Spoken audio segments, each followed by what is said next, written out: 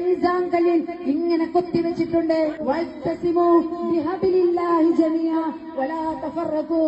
നിങ്ങൾ സഹോദരന്മാരെ, ഈ താത്ത പറയുന്ന നിങ്ങൾ എല്ലാവരും കേട്ടില്ലേ?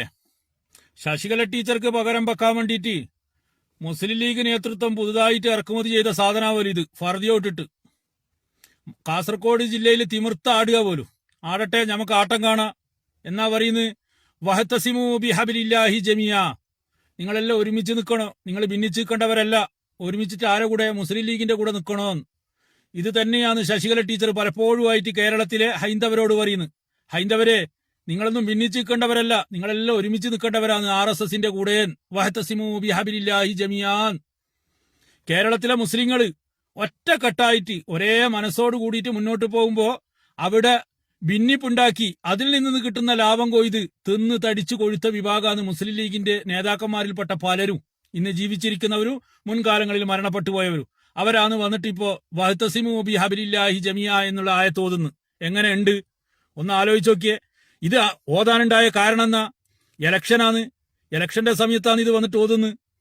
10 വർഷമായി മുസ്ലിം ലീഗ് ഭരണത്തിലില്ലാതെ അതിന്റെ ബേജാറും വിഷമവും അവർക്കുണ്ട്.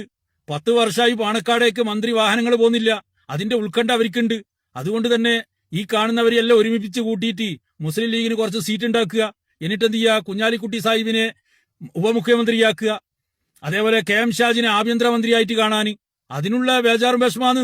അല്ലാണ്ട് മുസ്ലിം സമുദായത്തോടുള്ള ഇഷ്ടം കൊണ്ടോ മുസ്ലിം സമുദായം ഒരുമിച്ച് നിൽക്കണമെന്നുള്ള മാനസികാവസ്ഥ ഉള്ളത് കൊണ്ടൊന്നും അല്ല. ഇവരെ മുൻകാലങ്ങളിലുള്ള പ്രവർത്തനങ്ങൾ നമുക്കറിയാലോ. 44ഓളം വരുന്ന മനുഷ്യന്മാരെ ഇവർ അറുങ്കൊല ചെയ്തിട്ടുണ്ട്. അതിൽ ഭൂരിഭാഗവും മുസ്ലിം ലീഗുകളിൽപ്പെട്ടവരാണ്. അവരെ കൊല്ലുന്ന സമയത്ത് ഈ ആയത്ത് ഇവർക്ക് ആർക്കും ഓർമ്മ വന്നിട്ടില്ല. നമ്മൾ ചേർന്ന് നിൽക്കേണ്ടവരാണ്, നമ്മൾ കൊല്ലേണ്ടവരല്ല എന്ന് ഓർമ്മ വന്നിട്ടില്ല. അതേപോലെ ഈ സ്ത്രീ പ്രസംഗിക്കുന്നത് കാസർഗോഡ് ജില്ലയിലാ.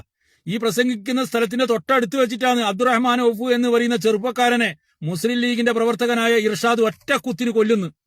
അന്നേരം ഈ സ്ത്രീയുടെ നാവ് പൊന്തിയിട്ടില്ല. വഹ്തസിമു ബിഹബിലില്ലാഹി ജമിയ, നമ്മൾ ചേർന്ന് നിൽക്കേണ്ടവരാണ്, നമ്മൾ കൊല്ലേണ്ടവരല്ല എന്ന് പറഞ്ഞു കൊടുക്കാൻ ഈ സ്ത്രീയുടെയോ സ്ത്രീയുടെ കൂടെയുള്ളവരെയോ നാവ് പൊന്തിയിട്ടില്ല. ഈ ഇലക്ഷനാകുന്ന സമയത്താണ് വന്നിട്ട് എന്ത് ഇത് പറയുന്നത്. അത് കേരളത്തിലെ പൊതുസമൂഹം മനസ്സിലാക്കിയിട്ടുണ്ട്. കേരളത്തിലെ പൊതുസമൂഹത്തിനറിയാം ഈ ഇസ്ലാമിസ്റ്റ് വർഗീയവാദികളെയും തീവ്രവാദികളെയും അകറ്റി നിർത്തണോ, അതേപോലെ ഹൈന്ദവ വർഗീയവാദിയെയോ തീവ്രവാദികളെയും എന്ത് ചെയ്യണോ, മാറ്റി നിർത്തണോ എന്നുള്ള കൃത്യമായ ബോധമുണ്ട്. ആടെ എന്ത് ചെയ്യൂ? കേരളത്തിലെ പൊതുസമൂഹം ഈ ആയത്തോതു വഹ്തസിമു ബിഹബിലില്ലാഹി ജമിയ, നമ്മൾ ചേർന്ന് നിൽക്കണോ ഈ തീവ്രവാദികൾക്കെതിരെ. ആ സമയത്താണ് നമ്മൾ ഇത് ഓതുക. അല്ലാണ്ട് ലീഗിന്റെ കൂടെ ചേർന്ന് നിൽക്കാൻ വേണ്ടിയിട്ട് ഈ ആയത്തോതാൻ വേണ്ടി പറ്റൂല.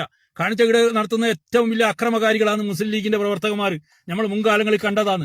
ഇനി ഇവര് ഇലക്ഷനിൽ ജയിച്ചു വന്നു കഴിഞ്ഞാൽ നമുക്ക് കാണാൻ വേണ്ടി പറ്റൂ ഇവരെ തിമിർത്ത ആടലുകൾ. നമ്മൾ മുൻകാലങ്ങളിൽ കണ്ടതാണ്, നമ്മൾ അനുഭവിച്ചതാണ്. അതുകൊണ്ട് ഈ സ്ത്രീയോട് കൂട്ടത്തിലുള്ളവരോടും പറയല്, നമ്മൾ കേരളത്തിലെ മതേതരത്തെ വിശ്വാസികൾ ഈ ആയത്ത് ഓതിക്കൊണ്ടേയിരിക്കും. വഹ്തസിമു ബിഹബിലില്ലാഹി ജമിയ, മതേതരത്തെ കാഴ്ചപ്പാടിന് വേണ്ടി, മതേതരത്തെ നിലനിൽപ്പിന് വേണ്ടിയിട്ട് എല്ലാവരും ചേർന്ന് നിൽക്കുക, നമ്മൾ ഭിന്നിച്ച് നിൽക്കേണ്ടവരല്ല എന്ന്.